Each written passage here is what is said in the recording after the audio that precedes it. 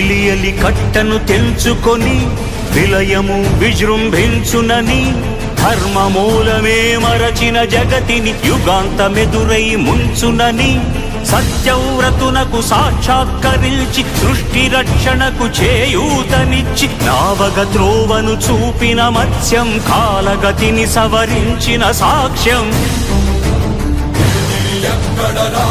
నీ హరితాకున్నాడేరా